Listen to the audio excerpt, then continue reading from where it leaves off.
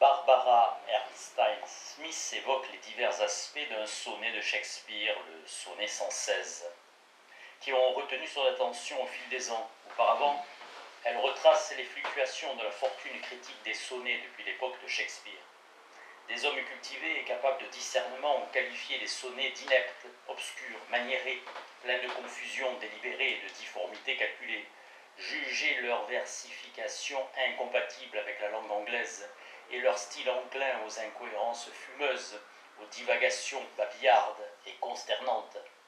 Il faudrait citer plus particulièrement Henry Hallam, pour qui il est impossible de ne pas regretter que Shakespeare les ait écrits, et dont l'opinion ou les regrets furent partagés à un moment ou à un autre, avec quelques nuances, par Coleridge, Wordsworth et Hazlitt. Regretter que Shakespeare les ait écrits, grand Dieu, on serait tenté de leur crier dans l'abîme des temps, vous les avez vraiment lus? Oh, sans doute Hallam les a-t-il lus, tout comme Johnson, Coleridge, Wordsworth, Hazlitt et Byron, à qui j'ai emprunté des citations précédentes. Quant à savoir s'ils ont lu exactement les poèmes que nous lisons aujourd'hui, c'est une autre question. La valeur change quand elle rencontre le changement. Les textes étaient les mêmes, mais il semble évident qu'en un sens, les poèmes, eux, n'étaient pas les mêmes. Smith. Je ne le relèverai ici que quelques-uns des aspects du sonnet 116 qui ont retenu l'attention de Barbara Smith au risque de faire injustice à une analyse remarquable de finesse. Comme j'étais une jeune snob avisée, j'avais tendance à accorder aux poèmes une valeur inversement proportionnelle à leur fréquence d'apparition dans les anthologies. En outre, j'avais entendu lire celui-là beaucoup trop souvent au mariage de mes amis. La seule lecture du premier vers m'était devenue pénible, et c'était un supplice de me rappeler la suite de la strophe. Pour couronner le tout, un professeur dont je tenais l'opinion en haute estime nous avait démontré avec brio que la substance du 116 était aussi creuse que sa syntaxe était douteuse et ses images indécises. Il y a 10 ans, j'ai découvert un 116 tout différent. Contrairement à ce que je croyais, ce n'était pas le côté Polonius du poète qui s'y exprimait, psalmodiant des aphorismes sentimentaux sur la valeur de vertus abstraites, mais plutôt le côté Troilus, Hamlet ou Lear du poète qui essayait avec la fureur du désespoir de soutenir à coup d'affirmation l'existence de quelque chose que tout démentait dans sa propre expérience. Certes, aurais-je pu dire à l'époque, les arguments sont inconsistants et les sentiments factices, mais ce sonnet ne manque pas de force, entre autres parce que cette inconsistance et cette facticité même expriment quelque chose de profond et d'authentique, à savoir l'aspiration à ne pas savoir, à ne pas reconnaître, à ne pas admettre ce que l'on connaît et que l'on souhaiterait différent. Interprétation séduisante du poème, je trouve, quand j'y crois. Elle a l'avantage de sauver à mes yeux la valeur d'un sonnet, autrement dit, de me permettre de trouver bon ce qui serait mauvais en d'autres circonstances. Dans l'économie globale de l'univers, c'est certainement un bénéfice. Mais quant à évaluer le sonnet, j'en suis bien incapable. Non seulement sa valeur dépend du choix que je fais entre deux interprétations inconciliables et également possibles pour moi, mais je sais aussi que parfois j'apprécie ce sonnet quand je lui donne l'interprétation défavorable, et que parfois j'en apprécie certains aspects quand c'est tout juste si je lui donne une interprétation. Ainsi, j'ai quelquefois du plaisir à sentir à nouveau les symétries quasi abstraites de sa syntaxe ou de ses sonorités, ses phrases déclamatoires et leur balancement. Love is not love which charters when this afternoon find, urban with the aroma to remove. Quel régal de les prononcer. Quelquefois, à l'instar du professeur B, j'apprécie la grandiloquence et je peux goûter les outrances pour elles-mêmes.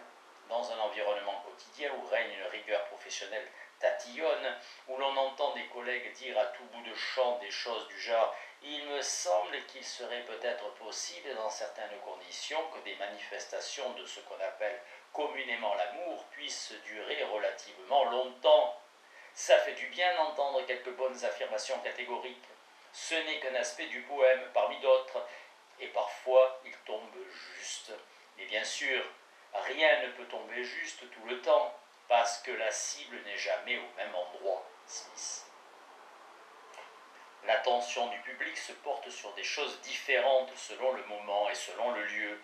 D'une manière générale, les réactions du public sont régies par des conventions à l'égal de celles des autres participants au monde de l'art, même si elles varient à mesure qu'on s'éloigne du noyau des professionnels. De ce fait, tous les membres d'un même segment du public ont des réactions à peu près identiques, et ils font à peu près les mêmes choix parmi les diverses possibilités offertes par une œuvre. Comme nous l'avons vu au chapitre précédent, le public peut se sensibiliser à de nouvelles composantes d'une œuvre et devenir insensible à d'autres composantes plus anciennes. N'avons-nous pas perdu ainsi la capacité de réagir spontanément aux éléments religieux et géométriques de la peinture italienne du XVe siècle, Baxandal? Si les choix du public et ceux du personnel de renfort peuvent renouveler une œuvre de manière aussi radicale, nous sommes fondés à considérer que les œuvres d'art n'ont pas un caractère immuable. Même quand leur forme matérielle est immuable et garde les caractéristiques choisies par l'artiste, elles revêtent une apparence variable dans la perception qu'en ont les gens. Ce n'est pas seulement la valeur qui leur attribue qui est variable. Des aspects différents apparaissent et disparaissent à mesure que les gens envisagent les œuvres sous un angle différent. L'œuvre complète d'un artiste change plus encore de caractère quand quelqu'un intervient pour ajouter ou retrancher les éléments de sa production à sa production. Mort et conservation des œuvres. Certains choix décisifs peuvent aller jusqu'à transformer l'objet matériel lui-même. Leur effet est durable, alors que les effets des fluctuations de l'intérêt de Barbara Smith pour tel ou tel aspect du sonnet 116 laissent l'œuvre intacte pour les autres lecteurs. Des œuvres d'art sont mutilées et d'autres meurent, pourrions-nous dire. De même que les œuvres sont recréées chaque fois que quelqu'un les découvre. Elles meurent quand plus personne ne les approche, ne serait-ce que par le biais d'une description. Sachant que les œuvres d'art peuvent mourir, des artistes soucieux de laisser un nom dans l'histoire font leur choix en songeant que certaines solutions sont moins périssables que d'autres. Les œuvres d'art meurent parce qu'on les assassine, ainsi les destructions politiques évoquées plus haut, ou parce que personne ne se préoccupe de leur sauvegarde. John Phillips, qui s'est penché sur les destructions de sculptures et d'architecture religieuse en Angleterre au XVIe et XVIIe siècle, souligne le rôle joué par la ruine pittoresque dans la peinture et la poésie anglaise du romantisme tardif. Ces vestiges, dit-il, étaient l'édifice aboli de l'église médiévale d'Angleterre. Phillips. Il montre comment les détériorations volontaires jointes à la pure négligence ont abouti à ces ruines, et son propos éclaire la façon dont meurent les œuvres d'art. La fière abbaye de Glastonbury fut condamnée en 1539 et livrée au pillage et à la destruction au nom de la Réforme. Quand Seymour, devenu lord protecteur, en prit possession, il fit déplomber les toits et invita un groupe de quelques 200 tisserands à occuper les bâtiments désaffectés. On restaura 6 maisons, mais on laissa le reste dans un état de délabrement. Sous le règne de Marie Tudor, les tisserands quittèrent le pays. Et malgré quelques espoirs de voir rétablir l'abbaye, on ne fit pas grand-chose pour Glastonbury. Au début du XVIIe siècle, on commença à récupérer les matériaux de construction de Glastonbury en utilisant au besoin la poudre à canon pour hâter la démolition. La pierre de taille de l'abbaye, les moellons de blocage de ses murs et la pierre massive de ses fondations avaient de quoi tenter les entrepreneurs du voisinage. Il n'est pas impossible que les robustes fondations qui assurent la stabilité de la route de Wells dans ces terrains marécageux soient en pierre de Glastonbury. Il semble qu'au début du XVIIIe siècle, l'abbaye appartenait à un presbytérien qui fit de grands dégâts. Chaque semaine, il vendait au plus offrant un pilier, un contrefort, un meneau, une pierre d'angle soigneusement équarrie. Les déprédations qui se poursuivirent jusqu'au XIXe siècle réduisirent considérablement ce qu'il restait des bâtiments. Aujourd'hui, les fondations de Glastonbury ont presque entièrement disparu. Et pourtant, ces étranges piliers abandonnés sont encore capables de nous émouvoir profondément. Les assassins des œuvres d'art ont bien du mal à les faire disparaître définitivement, surtout quand il en existe de multiples exemplaires. Les livres par opposition aux peintures ou quand l'œuvre ne se définit pas par son caractère unique, un spectacle par opposition à un objet. L'œuvre continue à exister aussi longtemps que subsistent les idées dont elle est porteuse. Ainsi, une poésie interdite que les éditeurs ne publient plus peut survivre dans la mémoire des gens. Même des objets détruits peuvent survivre grâce à des reproductions, des photographies, des dessins ou tout autre document qui en perpétue le souvenir. Les œuvres conceptuelles se dérobent à toute tentative de destruction matérielle, puisqu'il suffit que l'idée subsiste. À la limite, une œuvre peut se réduire à son titre. Les spécialistes attribuent plus de 110 pièces à Sophocle, mais nous n'avons plus les textes que de cette tragédie et des fragments d'un drame satirique. Eschyle avait écrit une trilogie de Prométhée, mais seul Prométhée enchaîné est parvenu jusqu'à nous. Prométhée porteur de feu et Prométhée délivré ayant disparu ou peur. Malgré tout, des œuvres peuvent mourir. Si une œuvre a été véritablement assassinée, il est évident que nous ne pouvons la connaître, car la mort n'est effective qu'à partir du moment où même le souvenir en est perdu.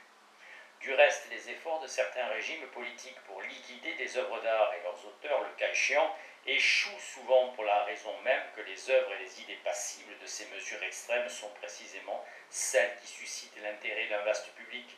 En voulant les éliminer, le gouvernement ne fait que renforcer cet intérêt et les exemplaires des œuvres se multiplient dans la réalité concrète autant que dans les mémoires. La mort des œuvres d'art est parfois la conséquence plus ou moins involontaire d'une autre destruction. Les conflits armés provoquent la disparition de nombreuses œuvres d'art dans les régions les plus durement touchées, comme on l'a vu pendant la Seconde Guerre mondiale et pendant la guerre du Vietnam. Elles meurent plus souvent de la négligence que d'une destruction intentionnelle. L'entropie physique et sociale entraîne aussi la perte de nombreuses œuvres. Pour survivre physiquement, les œuvres doivent être protégées et conservées. Pour survivre dans un monde de l'art, elles doivent non seulement être préservées de la destruction, mais aussi demeurer aisément accessibles à un public potentiel. Les musées, les bibliothèques, les archives et d'autres institutions protègent les œuvres d'art et les empêchent de disparaître. La plupart des musées et des bibliothèques abritent des collections dont une partie est facilement accessible au public, tandis que l'autre partie, conservée dans les réserves, ne peut être approchée que sous certaines conditions. Il y a donc des objets bien vivants, accrochés à des cimaises ou rangés dans des rayons, et d'autres qui dorment dans des réserves où seuls des spécialistes et quelques autres personnes informées de leur présence seront autorisées à les voir. Dans un cas comme dans l'autre, les œuvres continuent à occuper une place dans la vie d'un monde de l'art. On ne peut pas en dire autant de celles qui sont dispersées dans des greniers, des boutiques de brocanteurs ou d'obscures églises. Il n'est pas possible de retrouver ces œuvres perdues en employant les méthodes habituelles, parce qu'elles ne sont pas répertoriées dans les catalogues des bibliothèques, ni dans les catalogues raisonnés des artistes, ni dans les fichiers des musées. Les gens qui auraient besoin de les examiner pour un travail de recherche ou pour tout autre motif ne savent pas qu'elles sont là. Comment les musées et autres établissements de conservation décident-ils de ce qui mérite ou non d'entrer dans leur collection ? En règle générale, ils se donnent pour mission de préserver le patrimoine culturel d'un pays ou de l'humanité, mais cela ne nous apprend pas grand-chose sur leur stratégie. Il serait difficile de partir de ce principe pour expliquer comment se constituent les collections de tous ces établissements. Les musées abritent des œuvres choisies par un réseau de conservateurs, conseils d'administration, mécènes, marchands, critiques et esthéticiens. Ils abritent des œuvres qui répondent aux critères esthétiques de certaines de ces personnes, lesquelles reflètent même les impératifs d'institutions telles que les musées. Quand l'esthétique régnante ne leur reconnaît pas officiellement la qualité d'œuvre d'art, les objets restent dans des collections et des réserves aussi anonymes que les greniers ou les boutiques des brocanteurs. Une œuvre ne peut entrer dans un musée et devenir ainsi accessible à un public très large, tant que le jugement esthétique d'une personne disposant des moyens nécessaires à sa conservation ne l'aura pas étiqueté œuvre d'art. Mais ces moyens sont souvent aux mains de personnalités excentriques et individualistes, des milliardaires, des rois ou des bureaucrates. Des gens riches ont fondé de petits musées pour conserver des œuvres qui leur semblaient intéressantes et que les institutions n'avaient pas jugées dignes de leur collection. À New York, le Museum of American Folk Art abrite des objets qui n'avaient pas toujours droit de citer dans les musées autrefois et que l'on y trouve couramment aujourd'hui. Des chevaux de bois, des quilts, des girouettes ou des enseignes d'auberges par exemple. Ces collections, d'abord limitées à l'art populaire des 13 premières colonies américaines, ne se sont ouvertes que depuis peu aux traditions des vagues d'immigrants postérieures. C'est sans doute le reflet d'une évolution des mentalités. Au lieu de célébrer le passé essentiellement britannique des États-Unis, on englobe démocratiquement l'art de certains groupes dont on disait la culture primitive, sans valeur artistique et pas américaine, notamment les communautés noires et hispaniques. De même, les œuvres d'artistes naïfs qui travaillent en dehors des disciplines reconnues et des mondes de l'art organisés échappent souvent à la conservation, comme nous le verrons au prochain chapitre, du fait de ces œuvres que ces œuvres ne sont intégrées dans aucun système de création et de diffusion. Elles ne sont pas protégées contre les dégradations naturelles, la vindicte des sensibilités outragées du voisinage, l'action des commissions d'urbanisme municipal ou régional et le vandalisme des enfants du quartier. Peu d'œuvres peuvent résister à toutes ces agressions, à moins que les artistes, les marchands et les collectionneurs ne leur prêtent attention. Cela arrive parfois, et ne leur trouvent des qualités insoupçonnées jusque-là. Ensemble, ils peuvent obtenir que le monde de l'art accueille l'œuvre dans son système de conservation et assure la sauvegarde, sa sauvegarde. Les mondes de l'art constitués s'organisent donc pour préserver certaines des œuvres réalisées en leur sein, tout ce à quoi le système esthétique de ce monde-là reconnaît une importance artistique ou historique sera abrité dans les lieux de dépôt appropriés et maintenu en vie, du moins en hibernation. Les choix esthétiques décident de la vie ou de la mort des œuvres. Mieux, ils décident de la vie ou de la mort de genres tout entier. Les œuvres exécutées dans une technique ou un style qui ne relèvent pas officiellement de l'art ont une espérance de vie beaucoup plus réduite. Aucun impératif organisationnel ne peut inciter quiconque à faire l'effort de les sauvegarder. Personne ne sait quelle proportion des œuvres d'art réalisées à un moment donné survit de l'une ou l'autre des façons évoquées plus haut, ni quelle sorte d'œuvres survivent grâce aux différents systèmes de collection et réserve. Quand des œuvres d'amateurs, je ne donne aucune connotation péjorative à ce mot, qui désigne simplement les personnes dont les activités ne correspondent pas aux critères de professionnalisme d'un monde de l'art, survivent, c'est souvent parce qu'elles perpétuent le souvenir de leur créateur dans la famille de celui-ci. Elles disparaissent dès que la famille se disperse. Les collections de photographies familiales en fournissent un exemple évident. Même si pour des raisons esthétiques ou documentaires, elles suscitent aujourd'hui chez les professionnels un intérêt grandissant et sont mieux préservées. Par exemple, Talbot et Seiberling. Une œuvre peut être conservée dans un centre de documentation scientifique ou dans les archives d'un photographe commercial et se voir reconnaître beaucoup plus tard certaines qualités esthétiques, comme les archives du studio Caulfield et Schuck à Louisville, découvertes par Lézy. Peut-être serait-il plus facile de déterminer quelle sorte d'œuvres de professionnels survivent.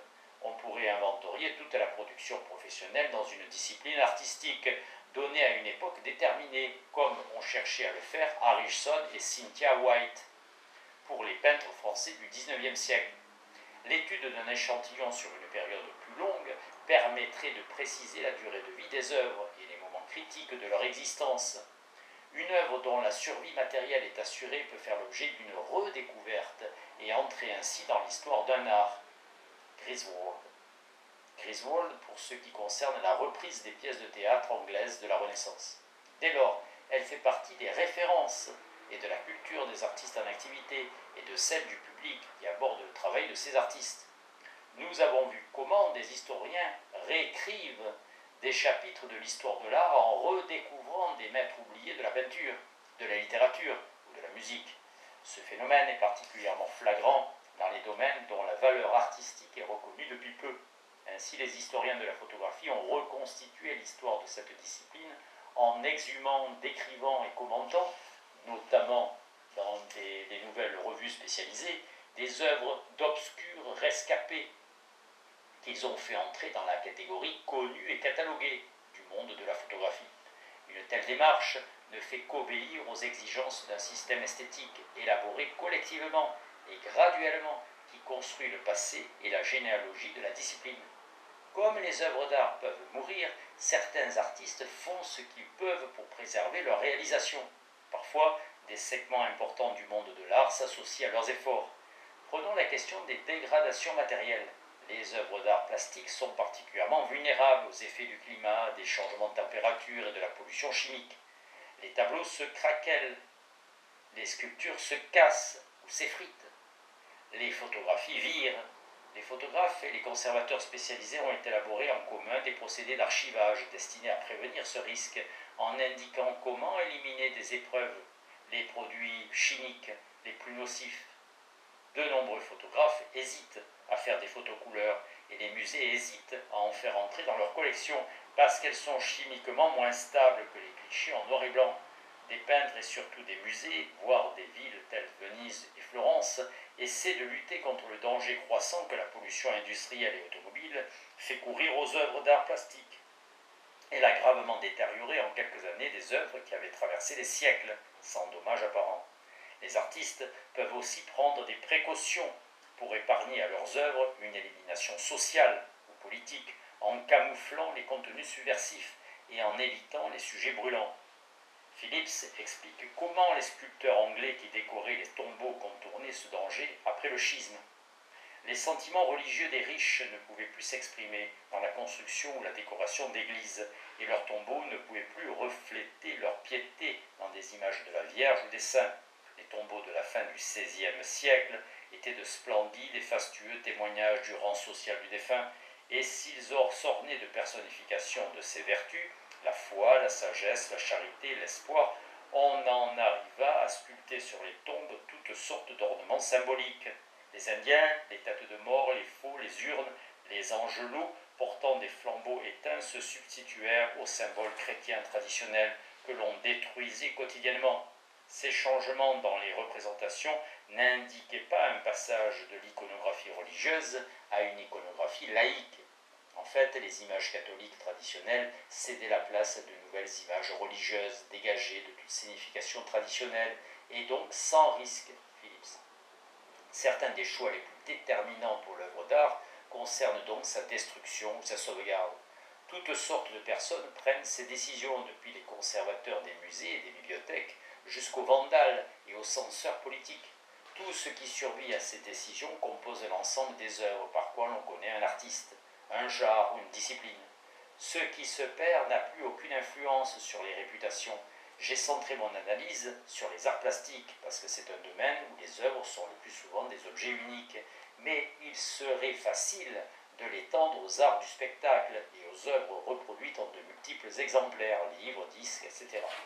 Ces choix, avec leur incidence directe sur l'existence d'une œuvre, sont représentatifs de la multitude des choix agissant sur le caractère de l'œuvre et qui sont opérés par d'autres personnes que l'artiste. Les artistes, répétons-le, prennent la plupart des décisions importantes, mais pas toutes. D'autres personnes exercent une influence sur l'œuvre en participant au dialogue intérieur de l'artiste ou en intervenant directement, parfois même après la mort de l'artiste.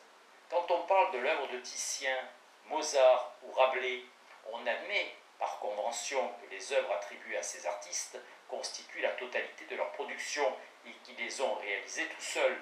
Or, ni l'un ni l'autre de ces postulats ne sont en général vrais, si bien qu'il est assez paradoxal d'attribuer des réputations aux artistes et de les évaluer.